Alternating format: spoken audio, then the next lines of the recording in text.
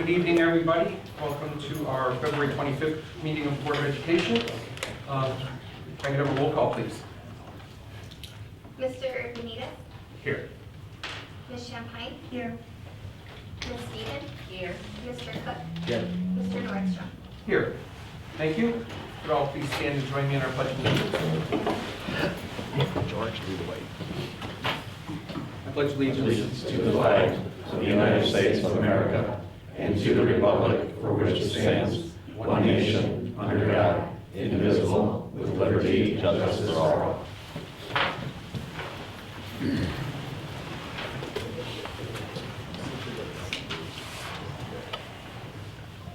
Okay, we would normally have celebrations and student recognitions, but our schedule for this month changed where we were supposed to be meeting with some of the other districts. As a result, those recognitions weren't planned. We had to change our meeting and our plans with the other districts, so we are holding our regular meeting without those that special recognition section. That brings us right to communications from staff guests, and district residents. Let me see here.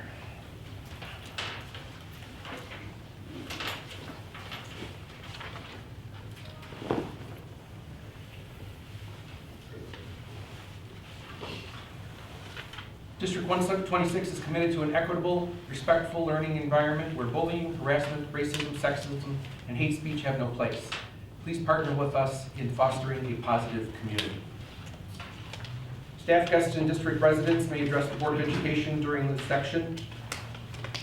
Please sign in, and we have 4 names that have signed in. Please also be informed that comments will be limited to 3 minutes per individual. We will try and give you a heads up about 30 seconds before the end of your time if you are still signed. First name we have signed in is Chris Szymanski. Good evening. Good evening. Tonight I want to publicly read a letter I sent to the superintendent and the entire school board this morning in response to 2 letters I received following my comments at last month's meeting. This letter addresses the district's decision not to record committee meetings and raises important questions about transparency and accountability. I believe it's important for this discussion to be on record, so I'll now read my letter in full. Dear Dr. Rodriguez and Mr. Nordstrom, thank you for your response and for further outlining the district's position regarding committee meeting recordings. I appreciate your acknowledgement of my concerns and your willingness to provide additional clarification. However, I find the justification provided for not recording committee meetings to be insufficient and would like to address the points raised. You state that the district lacks the staff resources to record committee meetings without budget adjustments or a shift in staffing priorities. However, no specific information has been provided regarding what resources are needed, what budgetary impact this would have, or why the same technology and personnel used to record regular meetings cannot be utilized for committees. I ask that you clarify the following. Number 1, what is the exact staffing requirement to record committee meetings, and how does it differ from recording regular board meetings? Number 2, what are the estimated costs associated with recording committee meetings, and where specifically would the strain on staffing occur? Number 3, has the board explored any cost-effective or automated recording solutions to address these concerns? If so, what were the findings? Number 4, has the district considered utilizing students to assist with recording committee meetings as an educational opportunity, such as through a media, AV, or technology program? This could provide hands-on learning while addressing the stated staffing concerns. Simply stated that staffing is an issue without providing concrete details does not adequately justify withholding recordings of committee meetings.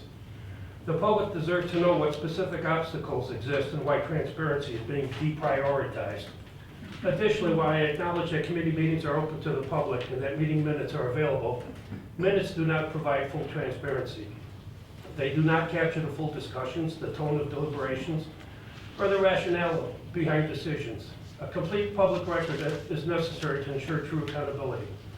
The board has demonstrated that it has the means to record the public meetings. The technology exists, the equipment exists, the staff exists. The only thing missing is the willingness to make committee meetings proceedings equally accessible to the community. I urge the board to reconsider this decision and take meaningful steps toward full transparency.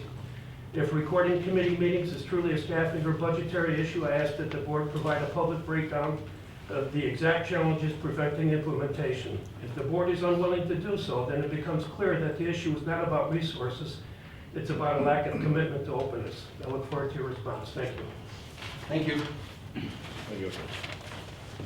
Okay. Next name, Ruth Davis. Good evening. Hello, thank you. At last month's board meeting during public comment, the board was asked how District 126 was going to allocate the CEJA grant money back to taxpayers. The superintendent during his report, now this is from the minutes, stated that the district has already been actively pursuing this for nearly a decade. This did not answer the CEJA grant tax abatement question. So how will the board abate back CEJA grant money? The superintendent also stated that the district has contributed over $15 million in tax abatements. Under new business, item A is a resolution for property tax abatement. It very clearly states that from 2019 to 2024, the district did abate money. However, the abatement was required by law under the property tax relief grant. The PTRG specifically provides school districts with high tax rates an opportunity to lower the property tax burden through the state replacing a portion of that abated tax revenue with state funds. So in all transparency, why isn't the memo reflecting the amount of abatement minus the PTRG? Further, according to ISB, a district receiving the grant must abate for 2 years. So does the 2024 abatement amount include the 2 required separate abatement amounts?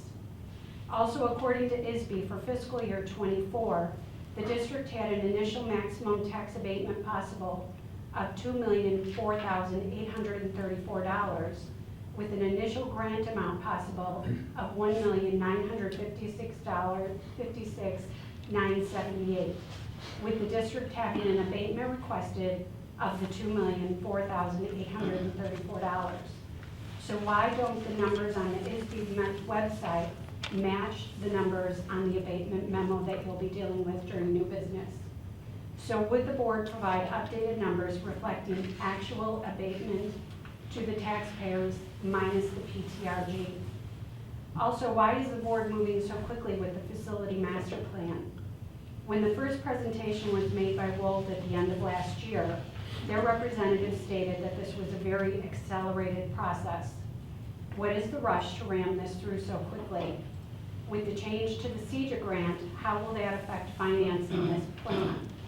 Also, why not slow down and allow more time to get more community input and to go over the plan? Lastly, would the board consider putting information on the website which answers questions raised during public comment? That way the entire community gets to see the responses, not just the person who asked the question. Thank you. Thank you. Next, Larry Stevens. Thank you.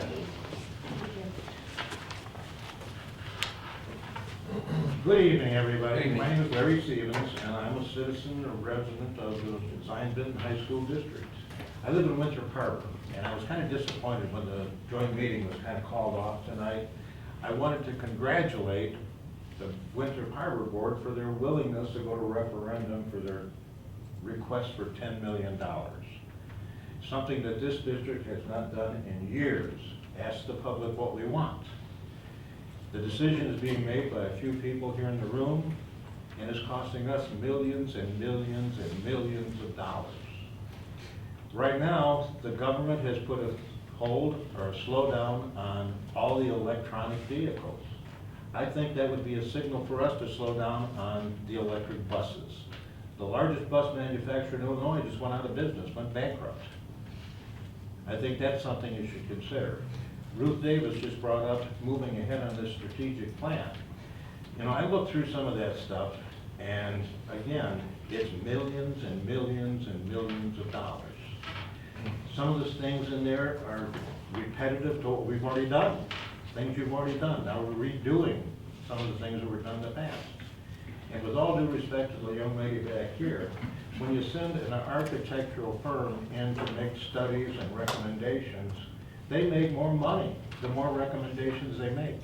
They're making 8 to 10% of anything they recommend to you. Keep that in mind. You know, people are losing their jobs. The tech industries are failing right now. The government jobs are going away.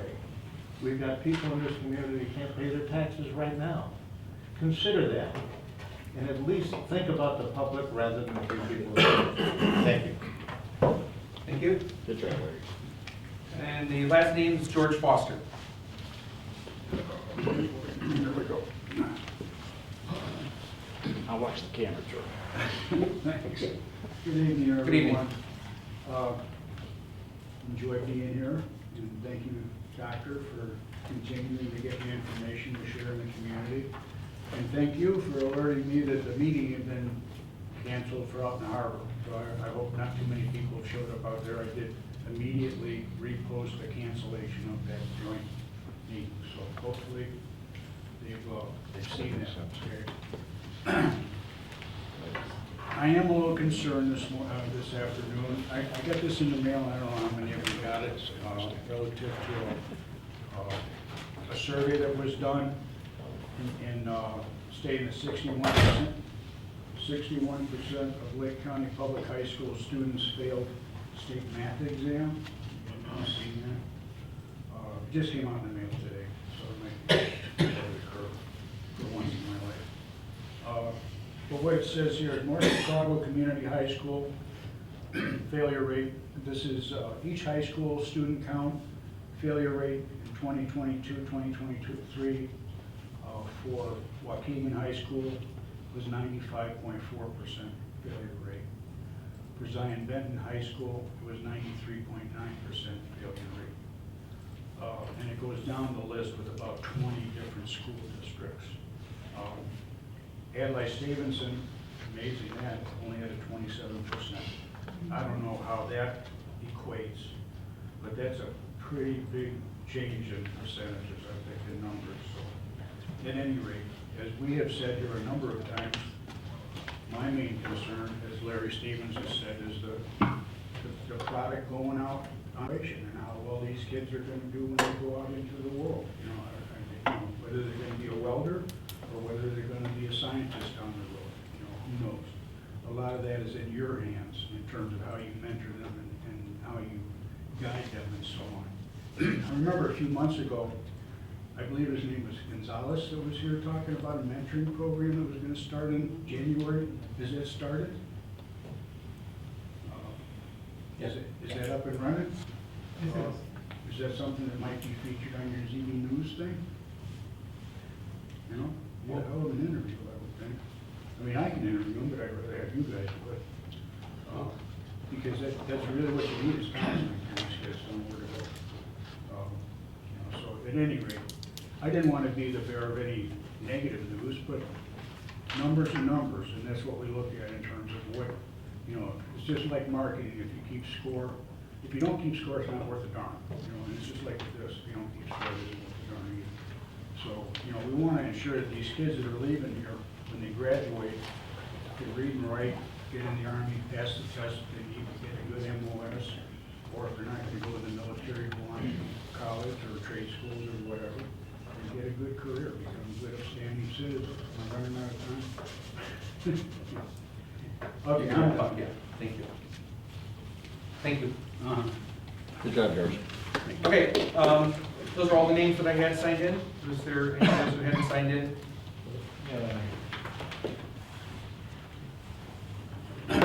So, State your name, please. Barry. Yeah.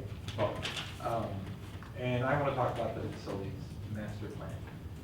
I appreciate what Lowell did. I think it was really thorough when I looked through it. All the areas of the school that they felt need to be touched by light, moderate, heavy construction. Given the uncertainty in funding, especially with regards to federal funding with changes, I would like to urge the board to be very cautious and slow on the construction that they allocate from here on out. The money might not be there. Again, we talk about unfunded mandates. We don't know what our funding is going to look at from the state level, right? I think Dr. Rodriguez has spoken about predictable funding. We don't have that. We don't have a model that's predictable at the moment.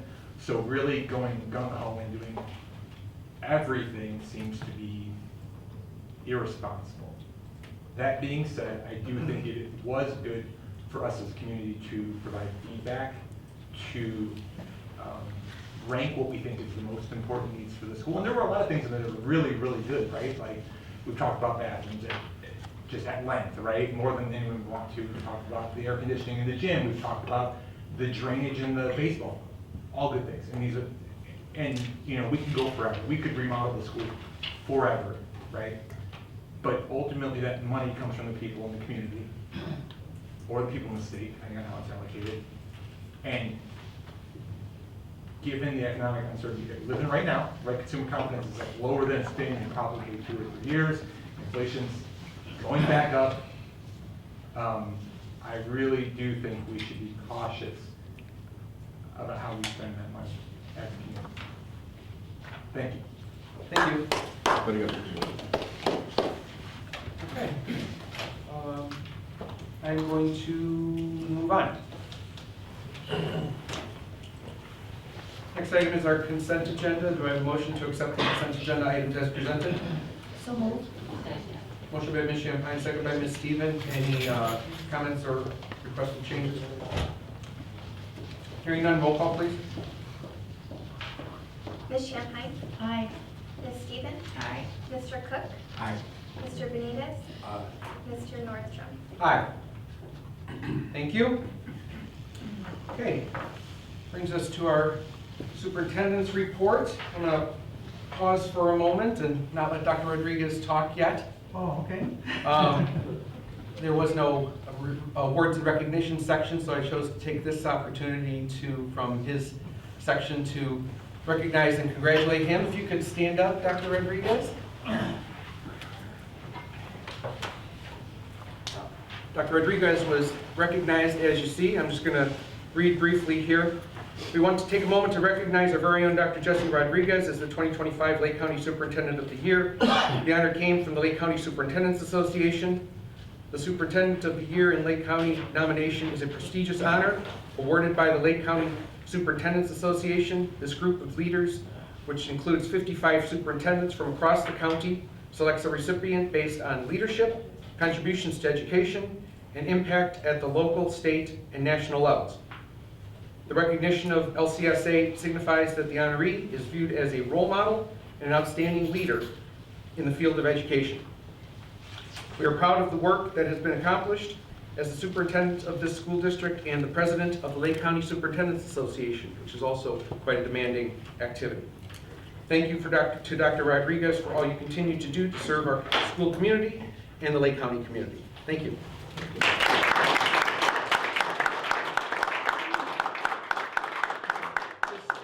Came out in the last day or so we didn't want to necessarily wait a whole nother month to actually recognize his recognition.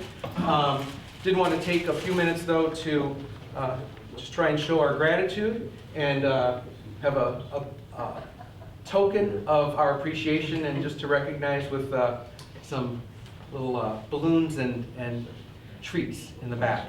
But congratulations.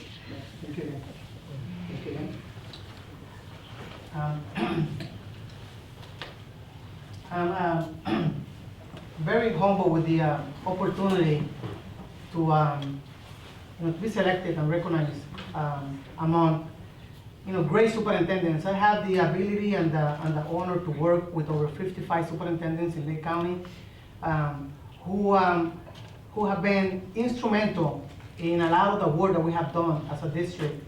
But most importantly, superintendents who recognize and see the excellent work here in Zion Benton Township, the execution of a strategic plan with results that are incredible. And that is due to the remarkable work of our faculty, staff, administrators. So this honor I share with you, this recognition I share with you, based on the direction set by the Board of Education with a strong governance structure where there are very high expectations for us as administrators, but also high levels of support. So the support and accountability that we get from you it really helps us in creating and making sure that our district continues to strive. and that is recognized in many places. I am also very honored to hear from our administrators who go into other places, also administrators that come from other school districts and are so proud of what we have to offer to our students here in Zion Benton. So again, this is the result of our work. This is our faculty, staff, students, demonstrating excellence in education. And I will be ready and proud to represent all superintendents in Lake County and hopefully the state of Illinois at the national level, at the state level, if it gets there. But one thing that I know is that this is a shared recognition, and I am very proud of you as a board, and also of everybody in our district that makes this institution the best school district anywhere. So thank you, board, thank you, administrators, thank you, public, and most importantly, thanks to the faculty, staff, and our students. Thank you.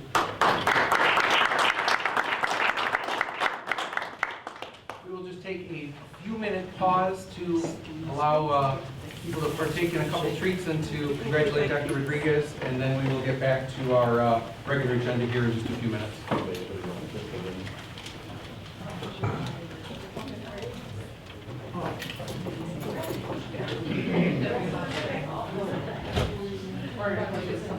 Oh, and it's also Dr. Rodriguez's birthday tomorrow. Happy birthday. Happy birthday, Dr. Rodriguez.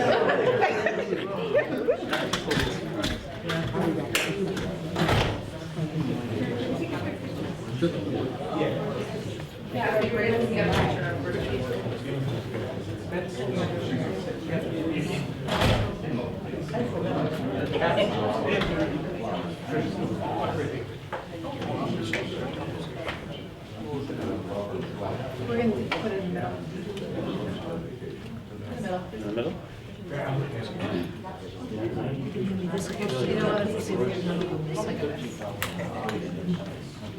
Let's put the superintendent in the middle here.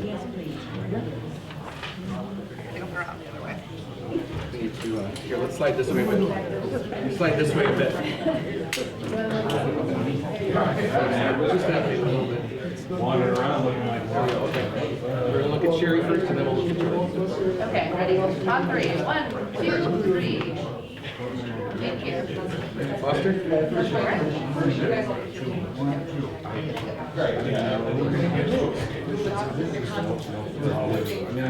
Thank you.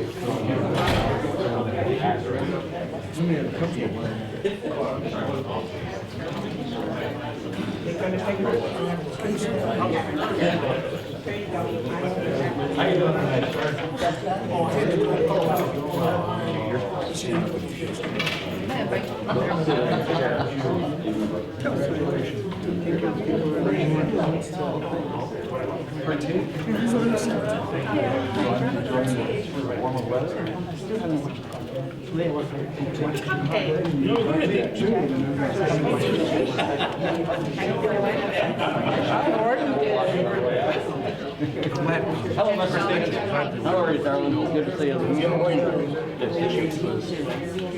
No, I'm not. What are you doing?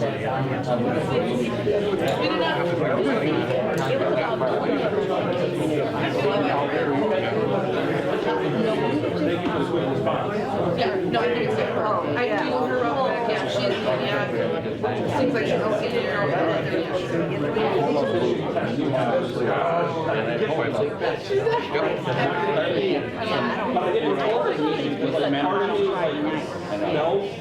real, and if I had the poor decision,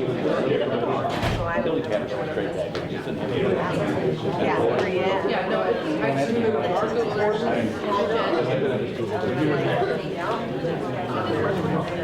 It took me literally 2 seconds.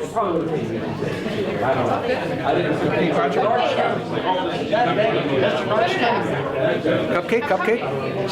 Did you call me cupcake? We'll come back together. Thank you for the brief pause to be able to recognize the accomplishments of Dr. Rodriguez on behalf of the district. Okay, we're going to move into our superintendent's report. With no interruptions, Dr. Rodriguez.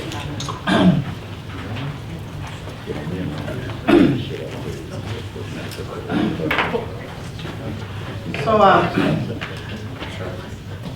this month we're being busy. I'm very proud of all of the programs, you know, at Zion Benton East, also at Zion Benton Township High School.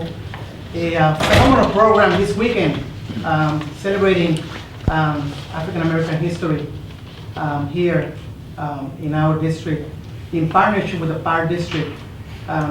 So I had the opportunity to be there and see firsthand with some board members the contributions and the the excellence in programming as it relates to celebrating our heritage, our contributions of our African American citizens and residents.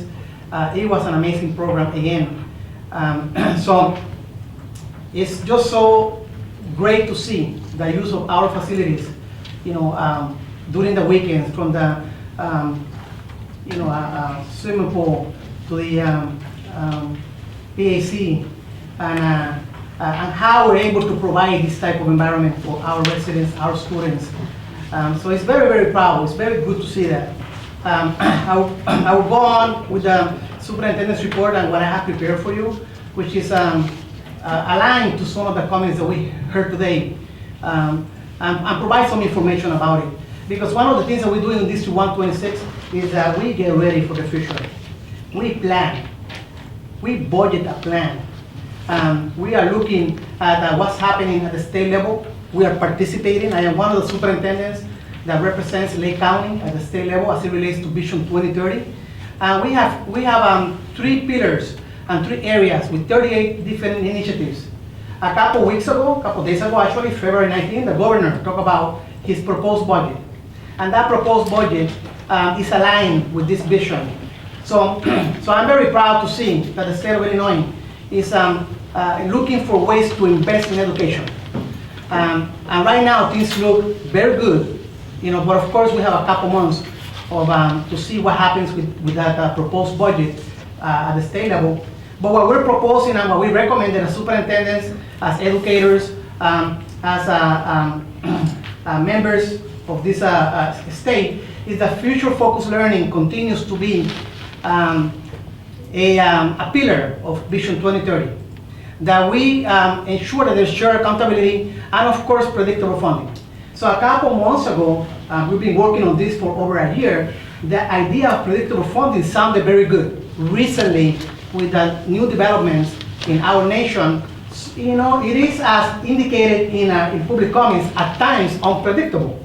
And that is true. We have discussed that as a district. We have discussed that as finance superintendent's office, because some things are not predictable. It's not as predictable as it used to be. So we are mindful of that. But we're also mindful that there might be new opportunities.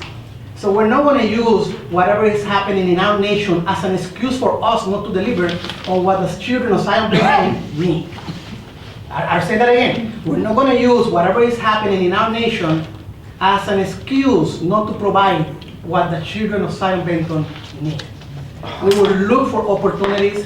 We will plan our budget. We will have a 5-year financial plan. We are going to work on all of those areas so that the funding for our district is as predictable as possible. That's what we do. I mean, I don't know about what other people do, but I know that's what we do in our district. So the idea of protecting EBF, evidence-based funding, is something that we propose. Pension reform, financial flexibility.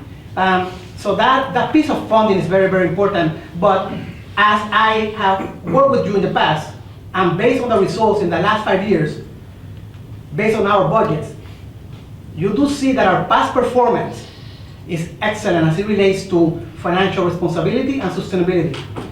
And I want to say this because I feel that I have to say this. Because now after a couple of years of doing this work, you do have some tenure, you do have some stability, you are from the community. Past performance is the best predictor of future performance. Look at our budgets, look what we have done.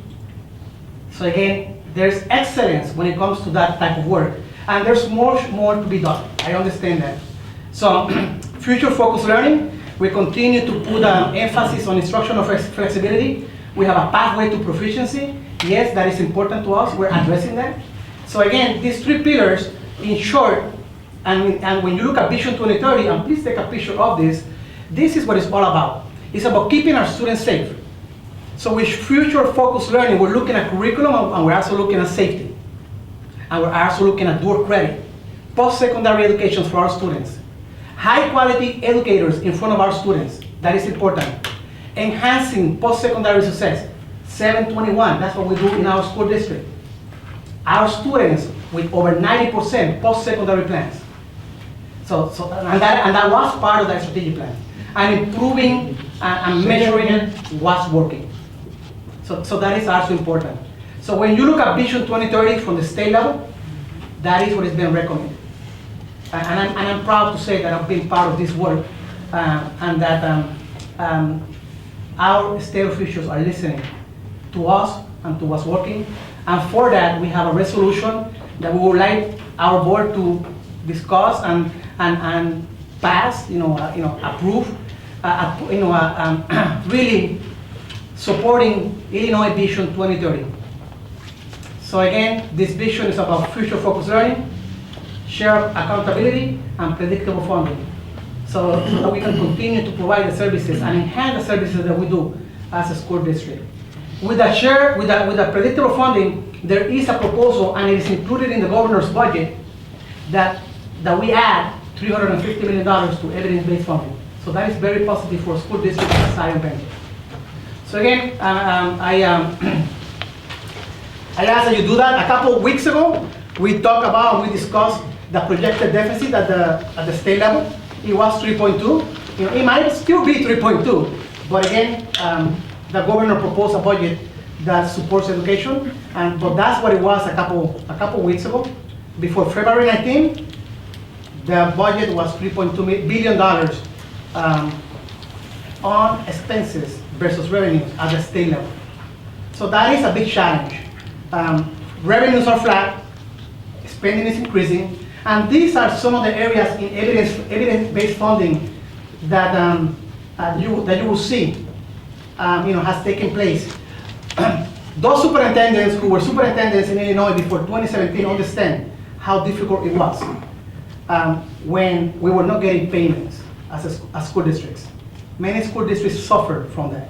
As you can see here, there has been about 75 new superintendents per year, roughly about 600 new district leaders since evidence-based was enacted. And that is significant, because when people don't know what it was before versus what it is now and what it has been in the last couple of years, it was very different. Coming from Wisconsin, I didn't believe it. I couldn't understand it.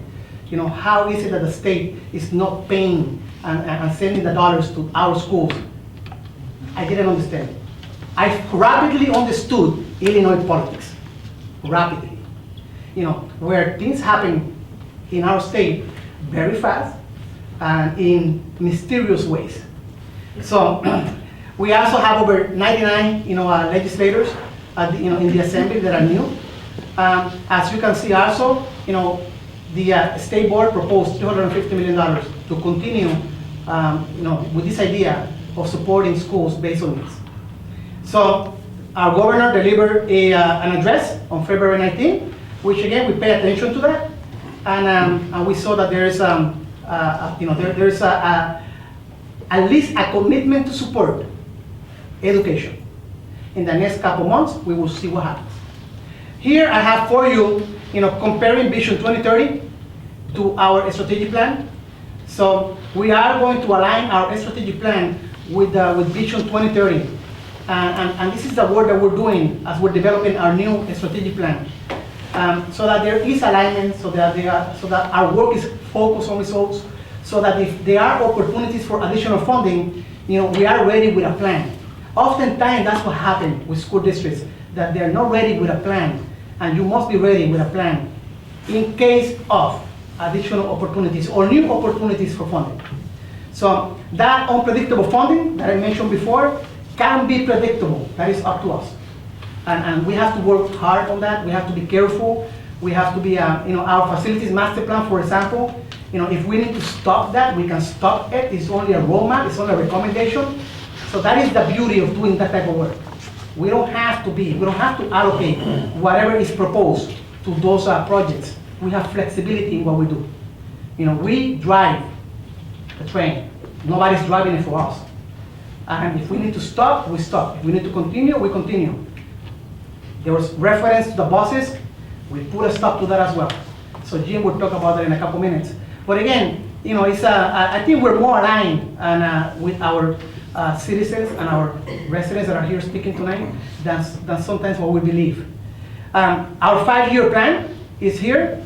So at the end of the day, what we are looking to do, we would like to have a 5-year strategic plan with a 5-year financial plan with resources allocated for a facilities master plan, where we can start, stop, continue based on need and based on funding. So that is the work, and these are the timelines. We hope that before the end of the year, we have all of these plans approved so that we can continue with the work that we started in 2019, 2020. So that's a superintendent's report. I mean, I will say that although there are some challenges, there are opportunities. And we don't focus on the challenges and on the negative energy. We focus on the opportunities and the possibilities for our district. So that is something that I'm very, very honored to do with you as you're setting direction, you know, on the work that we do. So that concludes the superintendent report, Mr. Nordstrom. Thank you. Are there any questions for Dr. Rodriguez? I have a question. Sure. Okay, so given that the predictive funding is a key focus on the Vision 2030, how realistic is it that the state will provide sustained financial support to local school boards to achieve this goal? Right now, based on the budget that was proposed, it's very likely. But now the budget has to be unpacked by the State Assembly, by the Senate. So there will be some discussions at the state level. But the commitment to education by the current leadership at the state level, you know, supports education. But if it doesn't, we have Plan B and Plan C. We do have contingency plans. The CFO and I have spoken about that. What if, you know, let's plan for the worst case scenario.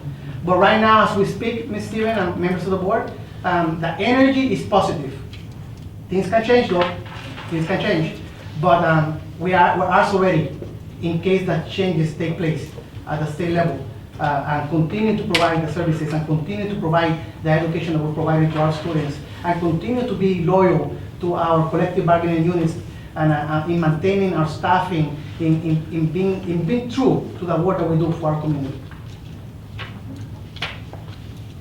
Thank you.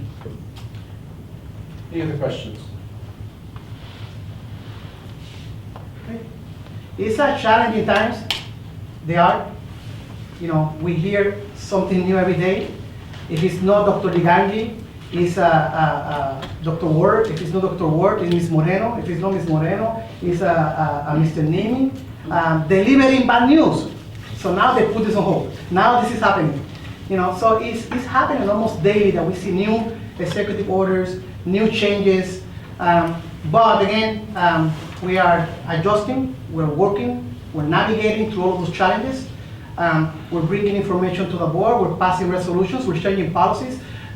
We are making adjustments in the business that we do. We're not going to wait for the last minute to make it an excuse that our children or our community is failing because of changes in government.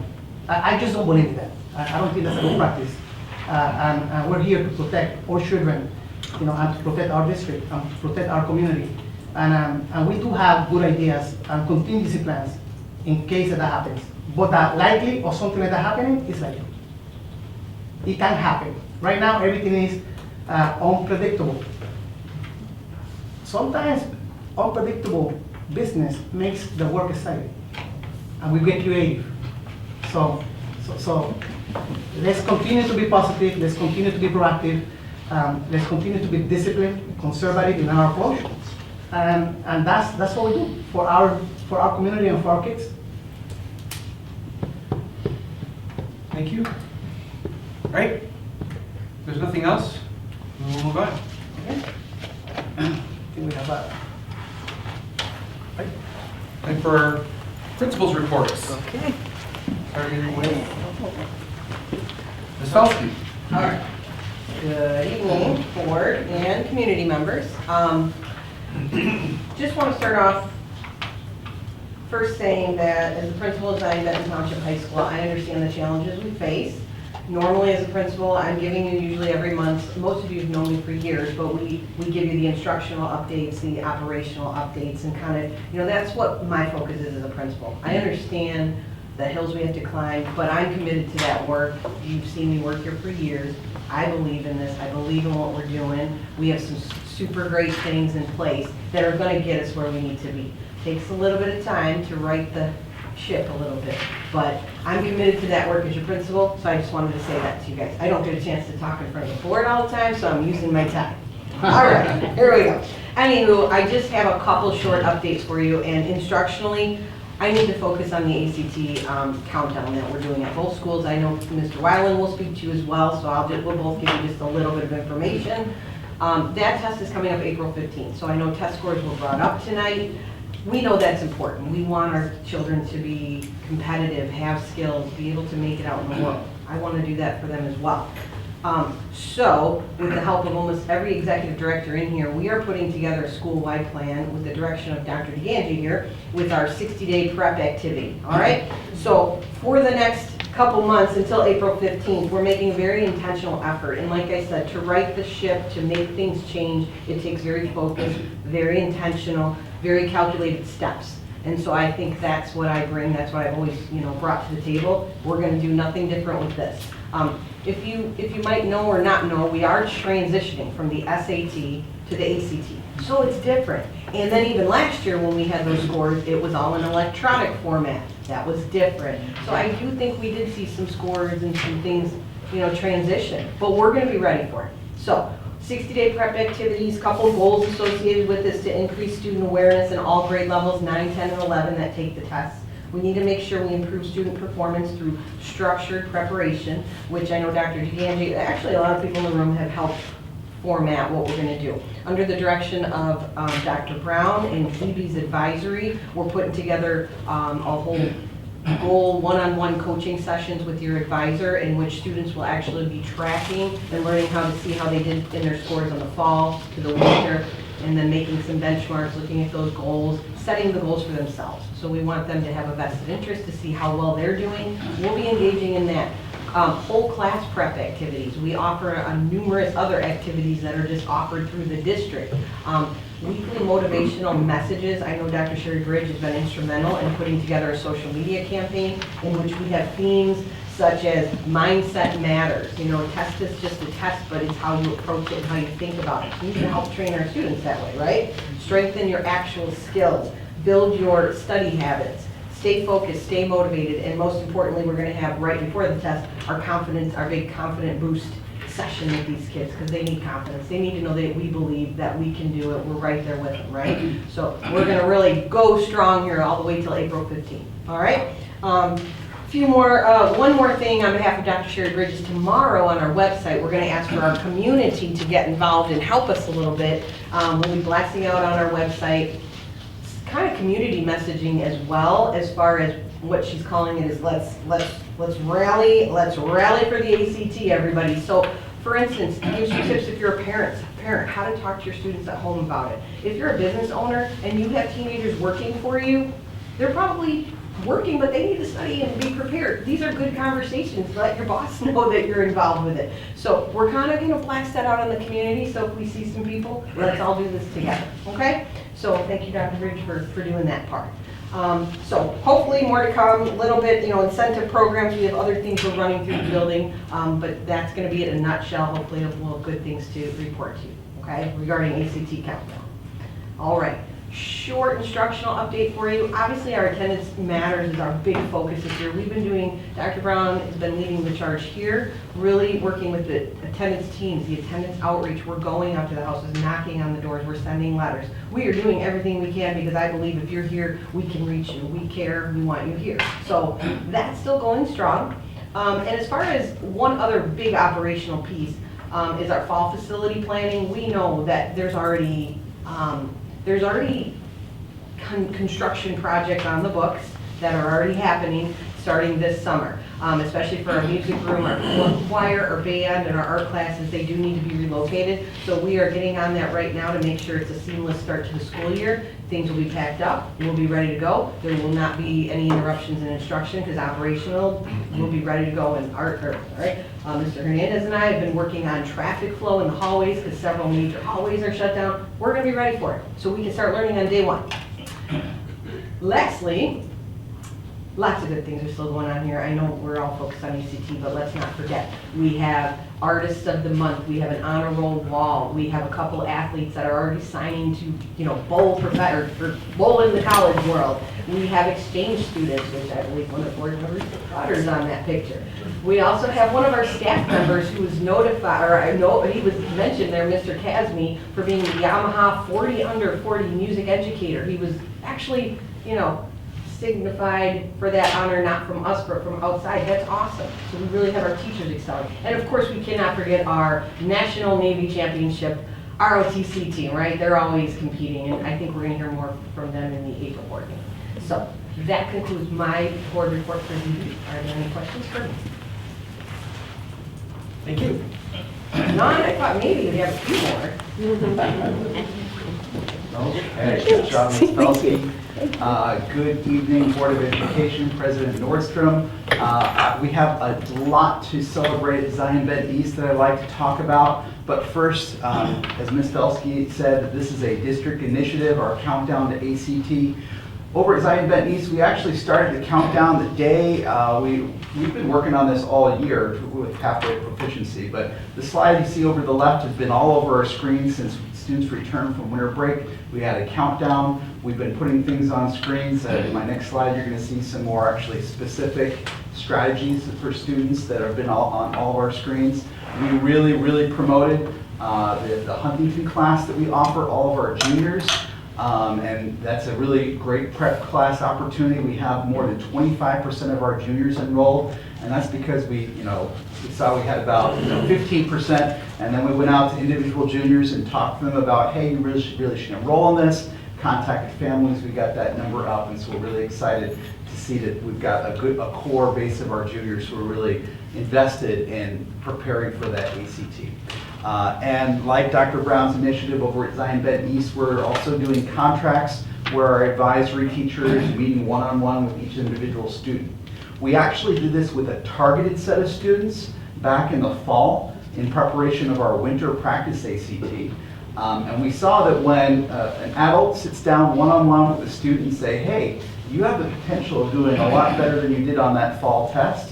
We see that your score was low in this area, but look, you're doing great. Your grades are great in this subject. What support do you need? What were the reasons for that? Were you not motivated to work hard on that? And that really just shows that we care, right? And we notice. And when they see an adult actually having a conversation with them and setting goals with them, and then, oh, by the way, notifying the parents saying, hey, we sat down with your child and set these goals, and here are the resources that your child has in order to meet those goals. We saw actually, instead of a 1 point average for the whole school is about a 1 point from growth from fall to winter. Those students that we targeted saw more of a 7 or 8 point growth. So that shows really strong gains, and we're looking forward to bringing that out to a larger scale during this last 60-day push before the April 15th ACT. Down at the bottom are some of the many different resources that students have. It's up on our website, and when we have those one-on-one meetings, we'll be talking to students about how they can utilize those resources in order to prepare for the ACT. Again, these have been on our TV screens and in our cafeterias and our hallways since the start back of winter break. Hot tips about, make sure you answer every question. Pace your time, right? Question structure, where we talk about sentence stems or question stems, inference and function, and word roots, right? Just all these things that, we're trying to post all over so that students kind of get some tips here or there about how they can improve their proficiency on the ACT. And then let's talk about some student recognition that we've been doing. I was actually in a meeting in this room about 2 months ago, and we were talking about how, how is it, and with all due respect to Mr. Nemi, we've got lots of student recognition for athletics. Let's talk about some recognition for students in academics as well, and make sure that that is public. And that helped me reflect on 90-90-90 schools, which means that 90% of our students are schools where 90% of students are eligible for free and reduced lunch. More than 90% of students are from ethnic minorities. Yet, more than 90% of those students met or achieved, 90% met or achieved high academic standards. And one of the key indicators for that is to make sure that data was visible everywhere, celebrating successes, identifying growth. And so what we've tried to do now is, at the end of Friday, is we've made these videos, Star Wars themed, that kind of recognizes not just achievement in students academically, but also growth. So our first episode, which I'm going to show you a short clip of, focused on students' growth or achievement on the winter practice ACT. Then the following week, we came back and we recognized all of our students who achieved honor roll first semester. And then the following week, we recognized all the students who had perfect attendance or showed significant attendance growth from the start of the year. So if we could, we're going to just play less than a minute to this first video so you can get a feel for what that looked like.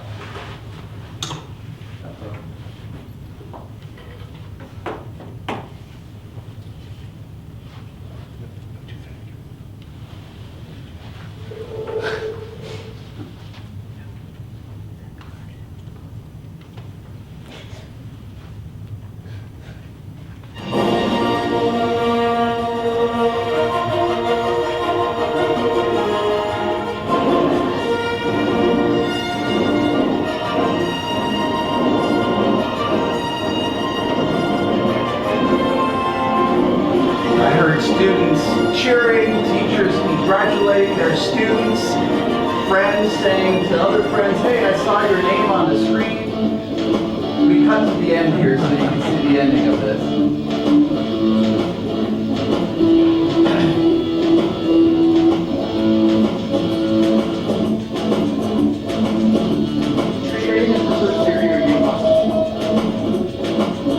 And then we advertise how students can start training and all the resources that we have available to them with our mantra up on the screen. So this is all really important work to recognize the achievements of students and to recognize how they can achieve what their peers are achieving. So we're really happy to do that work and see the results of people being excited about that student recognition. We plan to continue to do that each Friday with some kind of celebration that our students are doing. Moving on, thank you, Board Member Champagne, for attending our honor roll assembly that we had following our parent-teacher conferences. This is just another, celebration that we bring our parents together and honor students who achieved honor roll last semester. We had a very lively audience and well attended to the honor roll assembly, where people were cheering every name that came out, and students take great pride in their child and their academic achievement. And I got a 7-second clip of that enthusiasm that we saw here.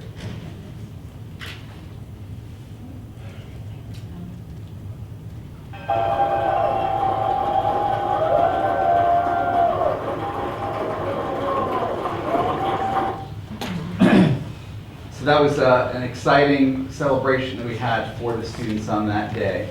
And then finally, actually there's two more things. We've been doing all kinds of things, Valentine's Day contests where we have quotes that teachers like to say. Guess which teacher said which quote? Our students really get a kick out of coming in the morning and seeing all their teachers dressed up as a surprise, like why is everyone in Hawaiian gear in February? And they're talking about, did you see this teacher? It makes the day more exciting and fun, and we see students, having a positive day and attitude about their day. And we also launched our first Z-Beast games. As a principal, I get a little nervous when we are all in the gym together competing. And that's why I asked Mr. Hernandez, thank you, sir, for coming out and making sure our students were staying safe. but our freshmen competed against our juniors.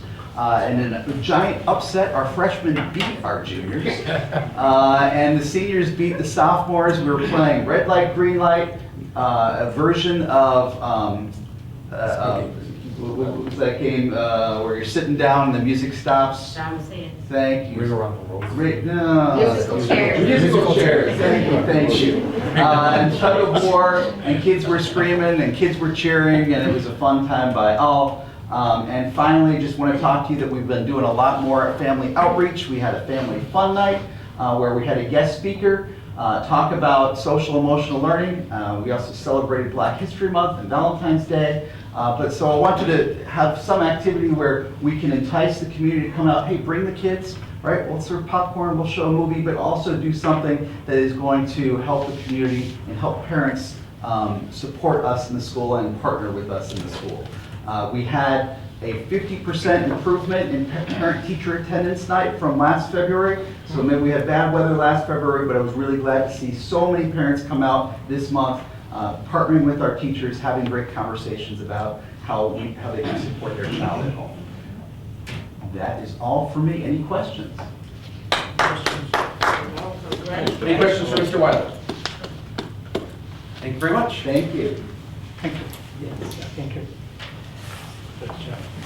So who doesn't get excited as a superintendent when you have leaders like our principals and our executive directors? I have to tell you something. We were planning that board meeting. And many times when you give the principals the option, do you want to present to the board, yes or no? Most of the time, in my experience, over 15 years, they're like, oh my God, thank you. I don't have to do it, thank you. These principals, especially Mr. Wyland, was like, no, I want to present. I got to talk to them. So it was exciting. Even in our planning, we make the work exciting. And in meeting with our administrators, with each administrator, we have a positive story and a positive initiative that we're working together. And for that, I want to take 45 seconds to bring one of my sisters forward. That's Melissa, over here. Because we got to talk to the board about this ACT. Calm down. Melissa and I have the most beautiful relationship of brother and sister. I'll be honest with you. So when this, ACT came on board by the state, they decided to do this. We were doing really good in ACT. She was so excited. She got the teachers excited. They changed curriculum. They look at the skills they need to teach. And then all of a sudden we have the news that is changing from ACT to ACT. Melissa was not very happy, right? Melissa wasn't very happy. Many people were not very happy. I mean, we did all of this work. But in that, since day one when that took place, I have to commend you for leading the team, for making it positive. I understand, I know firsthand all of the challenges and all of the work. I know. So if I ever offended you in our exchanges, I'm sorry, but I know why I did what I did. We had to have these conversations. But she has been the leader. She's been the one talking about the 60-day countdown with our principals, and after 60, it's going to be 30, and these are the different activities that we're going to do, because we are going to be successful with ACT. We had a positive trajectory with ACT. So what's very personal about this is that when the report card is released, guess who's in my office? First person in my office talking about it. It's Melissa. And we're checking Zion Benton, and guess what? We check everybody else too. We look at everybody else. And we saw how our scores were going up compared to other high schools in Illinois. So there was a positive trajectory in the delivery of instruction and what our students were doing and our teachers, because the assessment was changed. I think it was in 2017, 2018. Before that, Zion Benton was an ACT school district, and I used to drive my son and my daughter, and it used to be an ACT district of distinction, something like that. It was recognized, but it changed to ACT. So there was a banner, so in the front and in the back. So again, I just want to thank you for the hard work, for the commitment, for organizing our leaders, and make this ACT another opportunity. Anything you want to say? I would go off for 20 minutes like that. What I will say is that I'm incredibly proud. Our staff, you know, everybody in education, there's lots of things that come our way, there's lots of changes that come our way, but our staffs have been great in working with us because we just want to see the best outcomes for our students. We want to provide the best opportunities. We want to provide them the chance to choose the opportunities, the destiny of their future, wherever that may be for them. So we work really hard to provide a number of opportunities and different paths that students can take. But at the end of the day, we want to make sure all our kids are ready and have choices that they can make for themselves and aren't pigeonholed into any one single pathway. So really, really proud of working with both our staff and our administrators on this, because at the end of the day too, and Kevin, I think you talked a lot about this, I believe our students know a lot more than sometimes these standardized measures show us that they know, and so we've got to build the confidence. There's so much about self-efficacy and confidence that is so important, and so yes, the prep is going on and our teachers have been amazing, even though it's like, hey, let's transition to a digital SAT that has a new format, new way of, you know, asking questions to measure particular standards all last year, which they did amazing at. We had great results. I mean, I'm really proud of the work. Our teachers did that. I didn't do that. Our teachers did that. And now let's go change how we're assessing. Even though they're similar skills, it looks very different.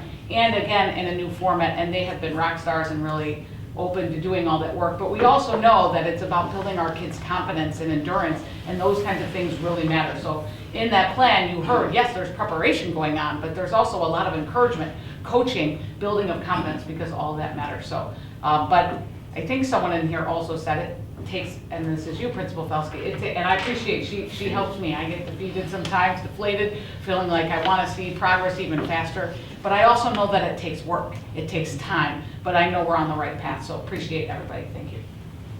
Thank you, Dr. Kaganji.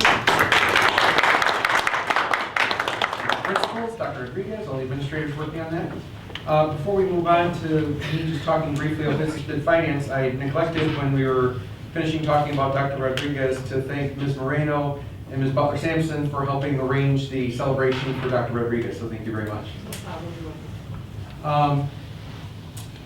That brings us to board committee reports. All we'll have is for Business and Finance Committee. That will be me. We met on February 18th. As is usual, most of what we talked about there will be taken up here tonight. We talked about the property tax relief grant status, the property tax abatement resolution, the heavy-duty vehicle grant update, GRS, GASB 75 actuarial services, contractor payout request number 13, the bus leasing agreement, Vision 2030 resolution, and then also got a capital improvements update and the facilities master plan draft. So, any questions for me? All right, we will move on to new business. First item under new business, approval of resolution for property tax abatement of property taxes levied by the Board of Education for the 2024 levy year. Whoa.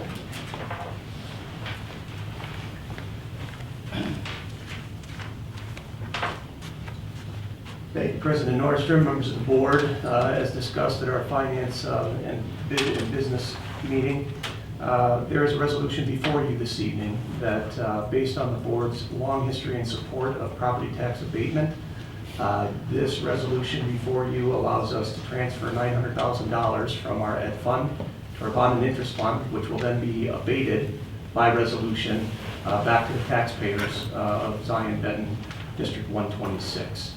And so it is necessary to pass the resolution both to transfer those funds as well as to abate those funds back to our taxpayers. And so that is the resolution before you this evening. Thank you. We have a motion to accept the superintendent's recommendation to approve the resolution transferring funds from the education fund to the bond fund of the district and abating a portion of the taxes heretofore levied for the year 2024 to pay debt service on outstanding bonds of the district. Second. Motion by Mr. Benitez, second by Ms. Stephen. Any questions for Dr. Wolf? Roll call, please. Ms. Stephen? Aye. Mr. Cook? Aye. Mr. Benitez? Aye. Ms. Shenpine? Aye. Mr. Nordstrom? Aye. Thank you. All right, next item is our, hold on. GRS GASB Statement 75, Letter of Engagement. Dr. Wolf. Yes, every year, under the requirements of our audit, we must perform what are called actuarial valuations of our health and benefit programs. And to do that under the Governmental Accounting Standards Board's regulations, we need certified accountants to actually assess the value of these plans. And that's part of rule number 75 from GASB. So usually we do every 2 years. So we get a full valuation in 1 year. We get basically a half valuation in the second year. And there's a difference in cost between those first 2 years. GRS has been doing this for us for many years. So I approached them and asked, since we have to do this because of statement number 75, would you give us a discount if we signed on to work with you for 4 years instead of just 2 years? So they gave us a deal and said, if you'll sign on with us for the 4 years, then we will actually save you about $1,050 between just the 2-year agreement, followed by another 2-year agreement by going with a 4-year agreement. So because it is a necessary part of our audit, I am recommending to the board that we continue on with our relationship with GRS and that we do that as a 4-year as opposed to a 2-year deal. Okay, thank you. Let me give a motion. Do I have a motion to accept the superintendent's recommendation to approve the letter of engagement with Gabriel Roeder Smith and Company, GRS, to perform GASB Statement number 75 actuarial valuations for the district's healthcare and benefits program for fiscal years ending June 30th, 2025 and June 30th, 2026, as presented? So moved. Motion by Ms. Champagne, Second. second by Ms. Stephen. Any questions? Roll call, please. Mr. Cook? Aye. Mr. Benitez? Aye. Ms. Champagne? Aye. Ms. Stephen? Aye. Mr. Nordstrom? Aye. Thank you. Next item, bus lease agreements. So this has absolutely nothing to do with electric buses. This is a standard traditional part of our revolving lease agreements for our diesel buses. And there are 2 separate leases before you tonight. One is for a small microbus, so it's a smaller activity type bus that is a traditional diesel bus. And then the other is for 2 buses. One is a traditional 72 passenger diesel bus. The other is a specialized wheelchair lift bus. So those 2 leases before you, one is a 4-year agreement, one is a 5-year agreement, but we actually don't make a final lease payment. These buses are purchased back from us for the cost of the final lease payment and then are resold by the company and will renew with another lease. So this is just part of the rotation of bus leases to keep our fleet current. It also provides warranties on these buses, so if something major were to happen under the lease agreement, we are not responsible for that the leasing agent actually is. So it's very helpful to us, and it's very much a standard practice across the industry for school districts where they either own or operate their own bus services. So I am requesting approval of these 2 leases. We will not take delivery of these vehicles until July 9th of this year. We have a motion to approve the superintendent's recommendation to approve 2 lease agreements with Provident Capital Leasing to lease 3 buses from Central States Bus Sales beginning July 9th, 2025. So moved. Motion by Mr. Benitez, second by Ms. Champagne. Any questions? Roll call, please. Mr. Benitez? Aye. Ms. Champagne? Aye. Ms. Stephen? Aye. Mr. Cook? Aye. Mr. Nordstrom? Aye. And then real quick, to throw this at you. Go ahead. Briefly restate kind of where things are at with the electric bus grant opportunity. So I had a meeting last week. We meet every 2 weeks. All 10 school districts that were part of this grant, and as the status is current, we are in review, which means that that notice of funding opportunity we received has been pulled back. The grant itself for over $27 million has been put on the shelf as all of these federal grants are being reviewed. We do not have any news yet at this point. I have another meeting tomorrow, which will be a follow-up. So we will see if anything has changed. But as of right now, all of that has been put on hold. Thank you. Thank you. Right, next item, Vision 2030 resolution. Anything further to say on that? No, Okay. other than that, what was stated before, that this, the resolution is to support Vision 2030, which there is a commitment to support education. So we would like to see, hopefully, all school districts in Illinois approving that as a board. Do we have a motion to accept the superintendent's recommendation to approve the Vision 2030 resolution as presented? So moved. Motion by Ms. Champagne, second by Mr. Benitez. Any questions? Roll call, please. Ms. Champagne? Aye. Ms. Stevens? Aye. Mr. Cook? Aye. Mr. Benitez? Aye. Mr. Nordstrom? Aye. Thank you. Next item is second reading press update 117. I'm going to cover that for Okay. Mr. Carlson. He is Okay. actually at our 721 planning night right now. Okay. Down on the other side of the building. So at the January Policy Committee meeting, we reviewed the Press Plus update covering the various areas presented before you. We then conducted our first reading at the January board meeting. There have been no changes since the first reading. Okay. Thank you. We'll get a motion and then see if there's any questions or comments. Do we have a motion to accept the superintendent's recommendation to approve the Press Plus update 117 as presented? So moved. Motion by Ms. Champagne, second by Ms. Steven. Any questions on this before we vote as a second reading? Okay. Hearing none, roll call, please. Ms. Stevens? Aye. Mr. Cook? Aye. Mr. Benitez? Aye. Ms. Champagne? Aye. Mr. Nordstrom? Aye. Thank you. Next item, second reading, Safe Haven. Thank you, President Nordstrom. At the January board meeting, the board conducted the first reading of the district safe haven policy, which outlines the district's role in immigration enforcement activities. There have been no changes since the first reading. Thank you. We have a motion to accept the superintendent's recommendation to approve the Safe Haven policy as presented. Second. Motion by Mr. Benitez, second by Ms. Champagne. Any questions? Roll call, please. Mr. Cook? Aye. Mr. Benitez? Aye. Ms. Champagne? Aye. Ms. Stevens? Aye. Mr. Nordstrom? Aye. Thank you. All right, brings us to other business. Capital improvements update, Dr. Wolf.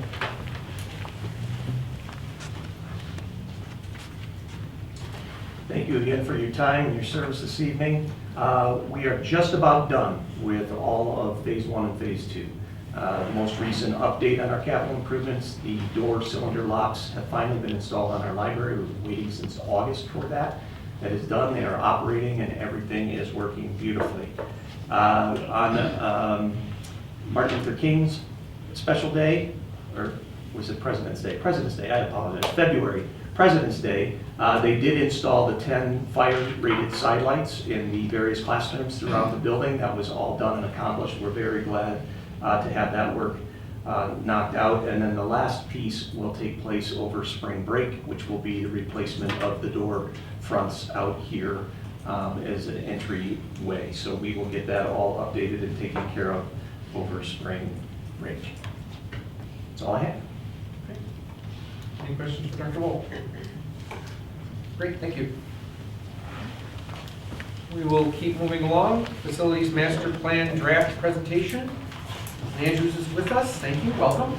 Good evening, everyone. Thank you, President Nordstrom. Thank you, Board, for having me here. I'm excited to present to you an update on where we're at with our facilities master planning process. While this is somewhat considered a draft, I will state up front that it is an incomplete draft. There's more to come beyond this as the work has continued through, and we'll have more information to share come March. But really, what I want to share is the work that has been taking place since the New Year, since we came back from winter break, because it's been very significant, and I think an important update and milestone to reflect upon. So first and foremost, I think this has been shared for the board. It also was a part of our community town halls that took place early February, but these statements haven't necessarily changed. This is just our mission and vision statement, always an important reminder as to what this plan looks to achieve, and reflect on the fact that these are critical critical work that we will be exploring over the coming years as the board potentially takes on any of this work, but knowing that it needs to reflect the 5-year financial plan and strategic plan that will also be a part of the district's charge here. Similarly, our guiding principles, just a further development of the work that we're doing, ensuring safety and security, that future forward learning, that predictable funding that actually I think align really well with the Vision 2030, as well as, again, the strategic plan for the district. So leading up to the new year and the winter break, we had gone through a majority of these stakeholder engagement meetings, but I did want to share some updates as we did continue this process after winter break. Prior to, we had met with administrators, we had met with staff and faculty at both facilities. We had hosted some community town halls, an electronic survey. As we came back, we continued that work, and really that focus was with our student groups. Since the new year, there were meetings with 22 student advisory committees at both, split between both buildings.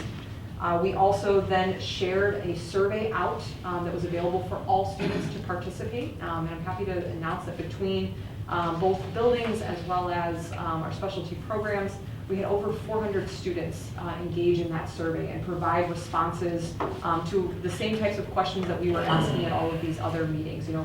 Where do you see, what do you like about your buildings? What challenges do you maybe face with kind of the facilities? What improvements would you like to see? And so I think just the response, getting 400 students to participate in a facility survey, I think is a great achievement, something to be celebrated. But I think the biggest win out of all of that was the comments and the feedback that we were getting aligned with these emerging themes. And these are the emerging themes that I believe I shared with you when I presented an update back in December. So learning environments, restroom facilities, safety and security, wanting the building to feel like a place that they belong and something that they can be proud of. All of those comments, those themes were reflected again in those student responses. So I think it gave our committee, I think it's always a great relief to know that, again, you're on the right path and you're continuing to hear that by all of those various stakeholders. So the work then that we have been working on since we came back in January was really taking all of those needs and developing what we call need statements. So just summarizing them, because again, all of those different responses, trying to synthesize that down into something that's a bit more manageable to then work with. And then we're sharing the investment strategies that kind of aligned with them. So first, the need statements, and I won't read all these, I know they were available in the board packet, but just to touch on a few of them again, going back to those key emerging themes, improving learning environments, maintaining the infrastructure, incorporating safety and security into our work, recognizing those operational efficiencies to ensure efficient use of our space and time. Those build interior improvements to support just that community and welcoming nature, place that this feels like those students and staff belong to. And again, opportunities to accommodate community use, support community programming, different need statements around those. These different need statements were then, have been discussed in our facility committee meetings, but it also were the primary focus of our town hall meetings that happened in February. And we were fortunate to have groups of, for the community show up and represent at both facilities and engage in kind of a voting exercise, a prioritization exercise of these needs and hear more about what is truly, what's going to rise to the top. We recognize that all of these things are important. It would be great to be able to say that we could do all of it in a short amount of time, but we know that that's not reality. We don't have an unlimited funding source or unlimited time to be able to take these on. So a lot of that feedback about the prioritization is what I'm going to touch on later in the presentation, what really is rising to the top for this plan. Before I get to that though, it's an important step in the process to recognize everything that we've heard. We want to make sure that the facilities plan not only is a roadmap for the immediate future, but also that it's a roadmap and a resource for the long-term vision of the district. So what we did was we created these opportunity diagrams. And they are going to, I'll quickly touch on the legend just because it's going to be really hard to read once I go to the plans. But we took again kind of all of those needs, broke it into some of the key categories: learning environments, athletics, staff and student management, multifunctional and collaboration space, and then infrastructure. There's a couple other kind of items that we specifically noted, areas that have already been renovated, have received investments in the recent past. The areas that are identified for our 2025 and 2026 renovations that are forthcoming, safety and security as well. The different hues then that you see, so if I take learning environments for example, you'll see there's that heavy, medium, and light renovation. We didn't want to just throw a bunch of color on the map and say, we got to go touch all of this. I think it's important to showcase that certain investments are more invasive, which typically then makes them potentially more costly to take on. So you'll see these different hues. A light renovation is something that might just be cosmetic, paint, signage, things like that. A medium renovation is something that may be a little bit more invasive with the finishes, the casework, technology integration, things like that. And then a heavy renovation would be an opportunity that you might be moving walls, things like that. So just for that context. We then took kind of that and we put that on both of our site plans. So you'll see highlighted there in the red, those are our safety and security, our lighting and camera improvements that we're looking to take on in the 2026 renovation work. You see some of those athletic and physical education fields highlighted to know that there's need for grading enhancements or other needs at those spaces. When we move into the facilities, again, there's a lot of color here. This is an expression of everything that we have heard. These diagrams do not reflect the prioritization or the final recommendation of what the committee will be recommending the board consider for the initial, for that 5-year strategic plan. This is, like I said, a roadmap so that there is a long-term vision. The risk that any district takes if they don't have a facilities plan is that they choose and move forward to do work in a specific area, not recognizing that there are other needs that are adjacent or impacted in that area. So this is a tool to allow that flexibility. If we say our focus is on learning environments and we realize that there is an area that's adjacent that would be impacted by a potential investment in the future, we want the board to have this document as a resource to reflect back and say, oh, that's right, we had heard from our other stakeholders that there was a need in this area, and should we be considering this at this same time?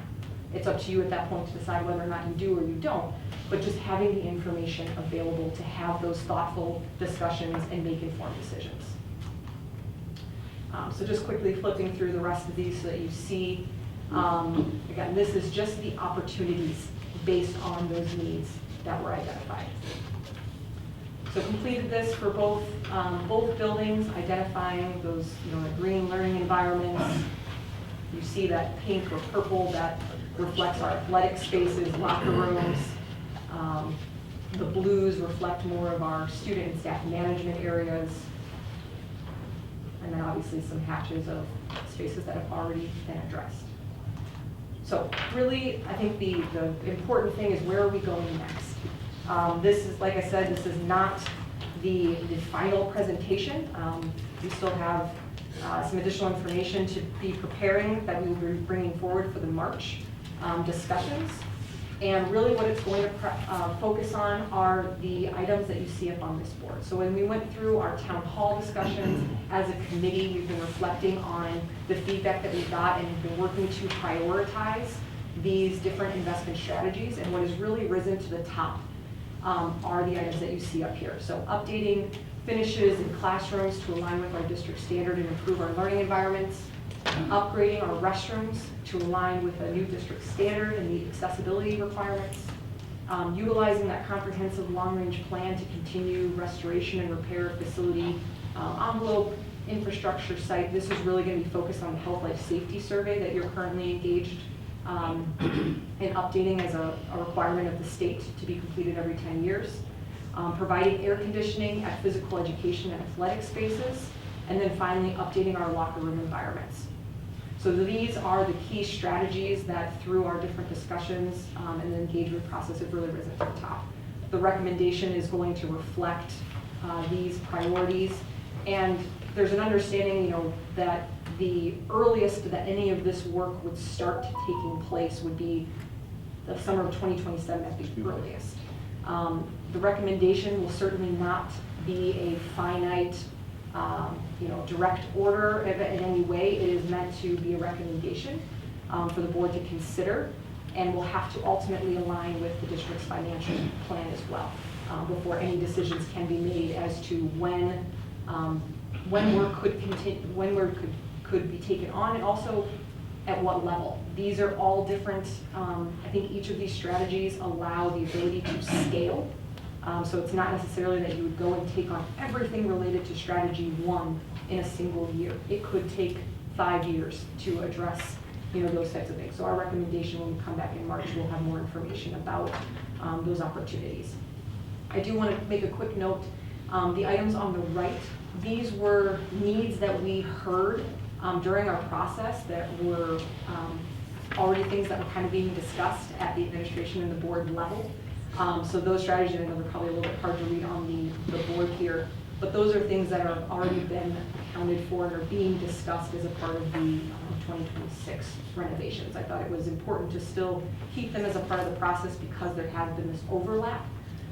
But as of right now, these are things that are already being reviewed and evaluated further for those upcoming renovations, excuse me. Finally, quick schedule. I think we know we're here with you today. We've got another committee meeting coming up next week, and we will be back in March to share even more information with the board. So at this time, questions, there would be... Can you take questions from the people out here too? Let's see first. I have several questions. Okay, none of this is new construction.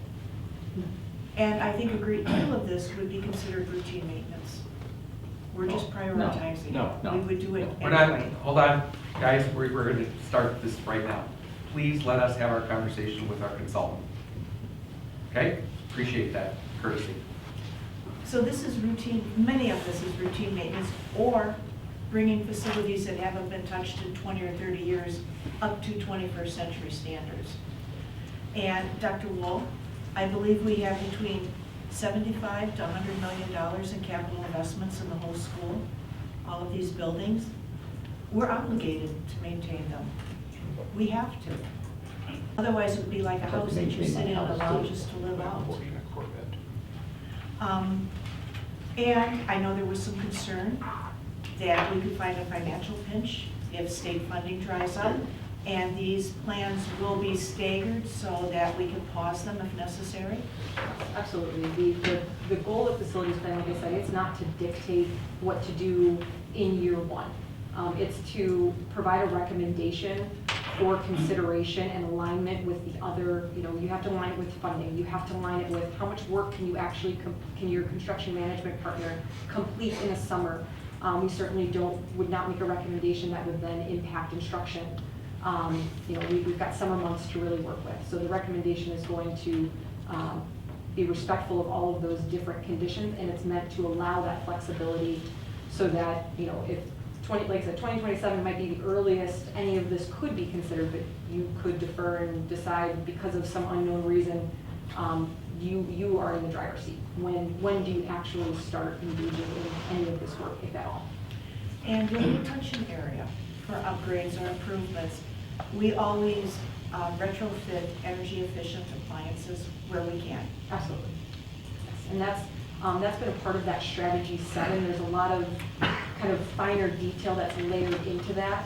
Some of the work that we've done in previous phases with the last strategic plan was even about extending your fire suppression. You still have a number of areas in this building that aren't protected in that way. They're considered unprotected by code. And so that's been, as we've gone into an area, extending that fire suppression. We've been continuing to work with Dr. Bridge in updating, cleaning out old infrastructure and updating so that your systems are reliable and efficient in that way. So all of that stuff gets layered in. Thank you, appreciate it. Absolutely. Any questions? As for any questions from the public, I guess I'd say a couple things. One is that we've had four town hall meetings. We were there. We were there. Both of us. We were the ones. We were the I audience. understand. Both of us. There have been 4 opportunities that have helped build us to this point over the last few months. If you have any other specific questions about what we've heard tonight, if you could please share what those are, and Dr. Rodriguez can help make sure with Dr. Wohl and Allison that we've addressed those, and if there's things that we need to address more broadly, we'll make sure that that gets out beyond just your question. There was just one concern, though, that I had here. I was watching the different colors that we had up there, and it looks like and I'm thinking this is the administration wing, which is gorgeous, by the way. Are you guys doing some heavy renovation on the administration site still? I was gonna say that, I don't want to get into the nitty gritty of it, and there's color coding throughout. So I don't want you to look at the map and then decide, because she said that color coding can mean anything from paint and signage to taking out walls. He said walls. So, This was heavy renovation. we can, if you have a specific area that you're interested in, we can talk about that, but I can't imagine that that would be something that we've already touched here. There are plenty of other spaces in the building that might need additional work over the next few years. So, if you have a specific area, we can make sure to get back to you specifically about what was intended for that. Okay? Anything else? Thank you. It's been a great process so far. I appreciate all the work, and thank you for trying to keep it as simple as possible. Thank you. Thank you very much for your time. Okay. Athletic Recognition Committee update. I see Ms. Moreno and Mr. Nemi. Good evening, Board of Education, Administration, and community members. So this evening, Mr. Nemi and I will be presenting to you an update on the Athletic and Alumni Recognition Committee's progress. So as a committee, we have been charged with reviewing the current alumni recognition program and identifying opportunities to enhance the program and ensure that our alumni get the recognition that they deserve. As a committee, our goal is to develop criteria and a formal recognition method. We have been engaged in this work for several months now, but before we dive into the work that we have done, Mr. Nemi here is going to share some background information to let you know the purpose of this committee and why it was established in the first place. Good evening, Board of Education and community members. I wasn't able to attend the one meeting due to an athletic event where Mr. Carlson provided an update that was shared as a policy committee. So I thought it was important for me to kind of give you just again a little bit of background of why we're here and what path we've kind of been down so far. So last May, Dr. Rodriguez was approached by a community group that wanted to meet with the administration to discuss the jersey retirement for a distinguished alumni. We met with that team in May. There were about 25 to 30 community members that came out and kind of talked about Dr. Brian Colbert. We heard that, we listened to it, and we talked about the team about how we could resolve, or not resolve this, but kind of recognize the accomplishments. So in June, Dr. Colbert, Mayor McKinney, Dr. Rodriguez, and myself met to discuss an idea that we had come up with as administration to do a display outside the gym that would recognize the dynamic duos, they were called back in the mid-70s, and kind of discuss the accomplishments that they made to the culture of Benton Township High School during that time. Dr. Rodriguez and I left that meeting with the understanding that they liked the proposal that we made. Then in November, and Ms. Moreno and I actually started progress to work on that project to do a recognition during this season, this basketball season. In early November, we were approached by the committee again to see what the status was, and throughout that conversation, it was revealed to me that the committee was not in agreement with what we decided or discussed at the last day. So there was a misunderstanding of the content of that community meeting. Do you want to share what the ideas were? Yeah, so I shared that we were going to do a display right outside the gym doors, a mural type that would kind of talk about the two athletes and kind of their accomplishments. Obviously, we know Mayor McKinney is on the wall already. His jersey was retired in 1983 by the Board of Education, and talk about his professional career. And then we're going to talk about Brian Colbert and his high school career, his college career, and then his professional accomplishments through education. He was a superintendent, he was an athletic director, principal, assistant principal, did a lot for the community. Yeah, the idea was to have pictures and jerseys and those kind of materials there to ensure that our students were inspired by the story of the dynamic duo. And to kind of tell the story, what resonated most with me during that meeting with the community, the first one, was the fact that athletics brought the community together during that time. This was the mid-'70s, there was a lot of racial tension. And I told them during the lunch that what resonated with me most that time as a ZB alumni was how athletics brought the community together. And as the AD now, I wanted to celebrate that in our hallway so that the kids walk by and they see that every day. That, again, as we talked previously, there was a misunderstanding of how and where that would go. Okay, so we met again in November. We were informed by the committee that that's not what they were looking for. So, What they were looking for was a banner right in the gym. Right in the gym, yeah, to celebrate the accomplishment. So we met in December at the request of Dr. Rodriguez of the Board of Education to kind of put this committee together, and this new charge was to come up with criteria that we would take to the policy committee to establish what future recognitions would look like, so we have a fair and consistent process, so that moving forward, I've only got 3.5 years left, so when I'm gone, future administration can make appropriate recommendations for alumni recognition. So that's kind of what got us to this point here. So we were tasked with this project in November, and by December 4th, we held our first meeting and had established a committee. So this committee consisted of various school administration members and coaches, and also regional experts. Initially, we had established 3 meetings, but due to the sensitivity and complexity of the topic, the committee requested a 4th meeting. We had a lot of discussions around what other school districts are doing. We spent a lot of time talking about the history of ZB athletics, and the meetings took place in this room. Started at 5:30, and at times we're here until 8 o'clock, just because it's a topic that the school district and community members feel really passionate about.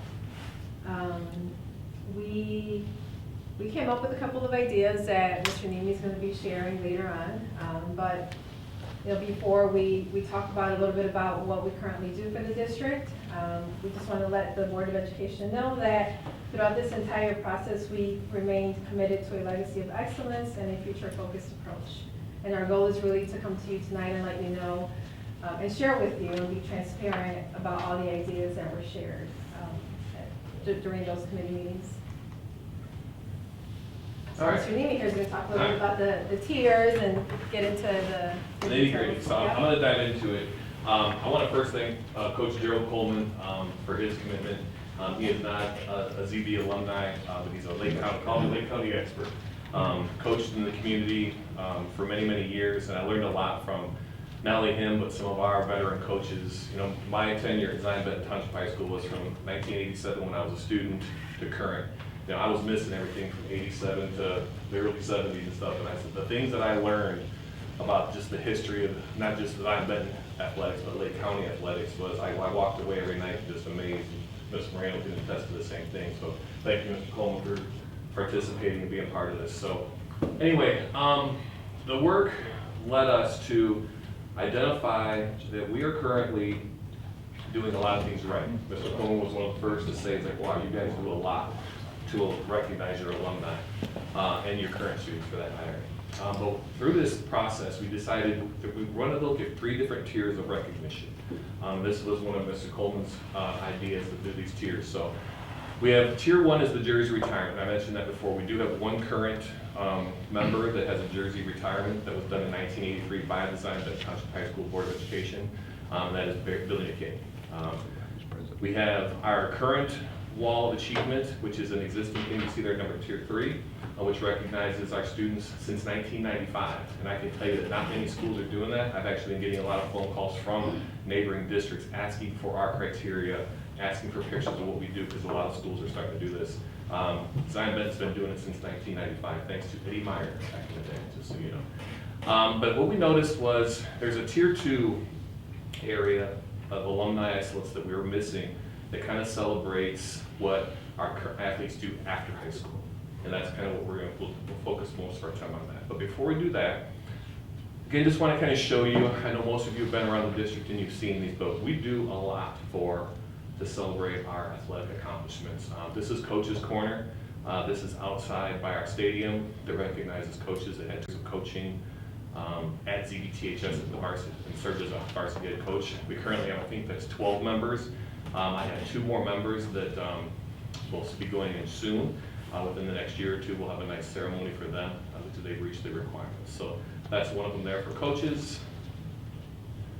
Just some pictures here again to show other recognition we do. These are all down in the athletic hallway. New banners to recognize our state championships in boys and girls basketball, a swim record board there, the new trophy cases that we have, and then our MVP walls. So again, a lot of things that we do currently to recognize our student athletes. All right, so tier 1, I'm going to touch on this quickly because again, this is an existing recognition. I want to add just that the committee was asked to look at everything we do, and the committee felt like it would be important to add criteria. So moving forward, there wouldn't just be random decisions that the Board of Education would be faced with to kind of say, okay, this person wants to be recognized, here's what we do. So we felt like we should put some criteria together. So we looked at what Billy McKinney was put there for. He was put there for his professional career. This was done in 1983 at the conclusion of his professional career, so that's where we started. And as you can see there, we talked about it's an honor reserved for the alumni who achieve the most in their professional career in athletics. We also mentioned that academic excellence is important, character and sportsmanship, and community or school contributions.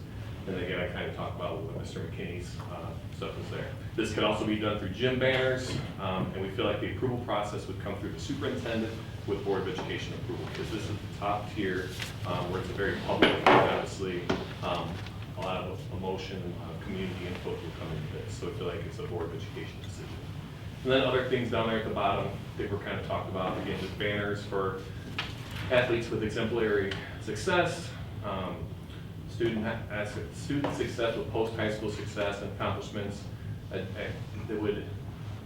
had excellence in education and professional stuff outside of sports. And other ideas that were suggested were possibly removing all these things to kind of focus more in the hallways and that kind of stuff, so we won't get into that too much.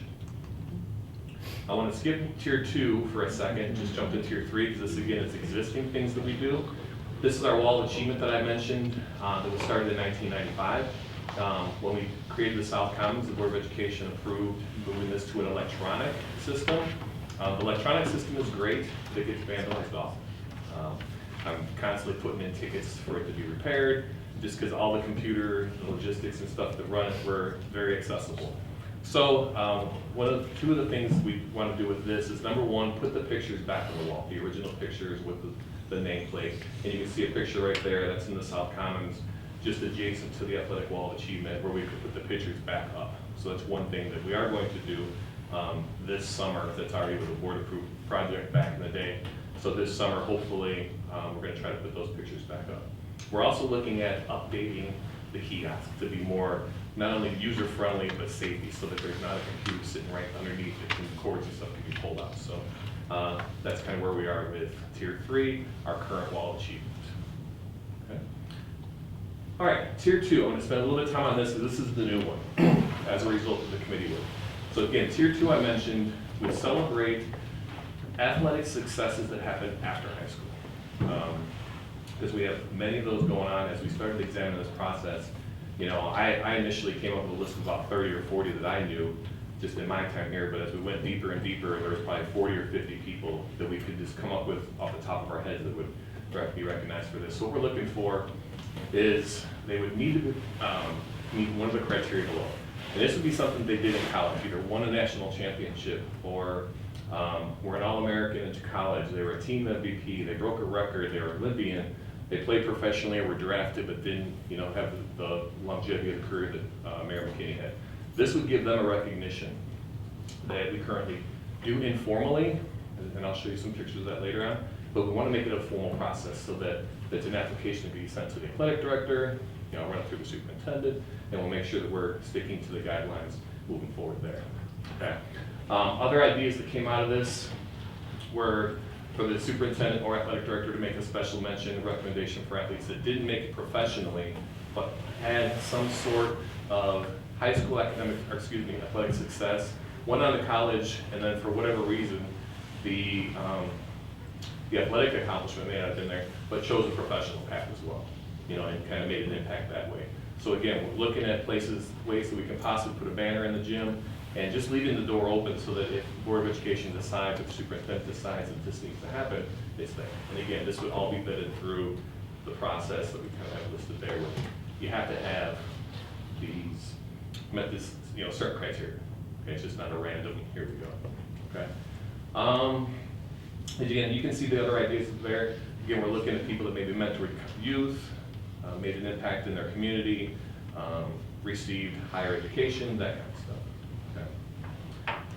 The ways that we would recognize this, again, is we talked about doing something in the hallway so that as our students walk by, or people in the hallways, they can see this. Okay, and again, we talked about the banner that I wanted to do originally, is we want to be able to not just put something in the gym that shows a picture and shows a number and talks about, this person played in the NBA.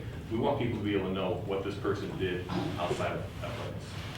One of the key things we want this to do is be an educational process for our student athletes. So for example, if an athlete had a great high school career, played in college, then went on and became a doctor and, created a medicine or, cured for COVID, created a vaccine. That's the type of things we want to be recognized in our hallways so that our kids can say, okay, I may not be going to the NBA, but this is an inspiration for me. I go and I get an education, I become Dr. So-and-so, and we can do this. So this would be located kind of outside the athletic office there in the hallway next to the gym. The ways we would recognize this would be through a nice ceremony. We could do a nice little keynote, something in the PAC prior to, then we'd do a big recognition during the halftime or something like that, like we've done in the past for our wall achievement. Let's see, we'll get later on top last. Again, this just kind of shows you what we're thinking here. Our Title IX Achievement Board is right outside the athletic office. This is a wall right outside the athletic office, that blank wall you see there, where we would like to put these pictures. And the 3 pictures we have there, as I mentioned to you earlier, we do this informally already. Mr. Lunsford, Coach Lunsford does this out of the goodness of his heart. There's 3 examples of that right there, where we had a recent graduate who's won 2 national championships with North Central College as a football player. Admiral Schofield, who's in the NBA up until this year. He's not currently playing professionally in Europe. And then Lacey Simpson, who was one of our current members. I'll say it's probably one of our best female athletes to ever graduate from Zion Benton. Was in the WNBA, graduated from University of Illinois, has coached here in the community, coached here for a couple years, coached at Waukegan. Just had a great career and is now a role model. On these pictures that you see, I can tell the kids what this person accomplished. So that's kind of the goal, is to make sure that not only do we recognize the person, but we're giving the students, the community, the parents, an opportunity to see what they've done outside of athletics as well.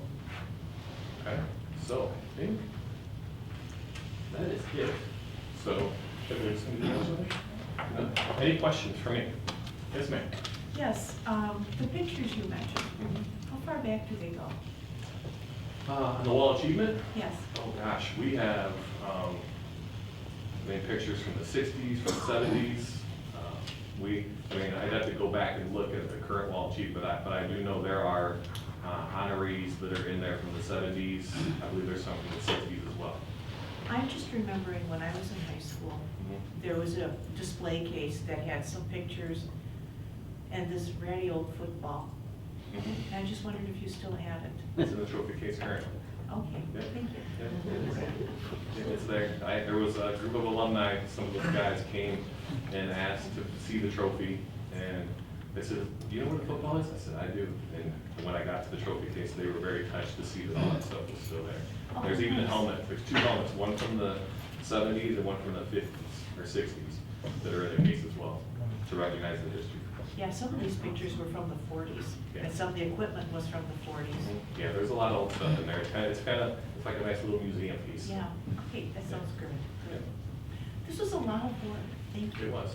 And I'll be honest, it was fun. Like I said, I learned a lot, developed some new friendships. This guy calls me about 4 times a week.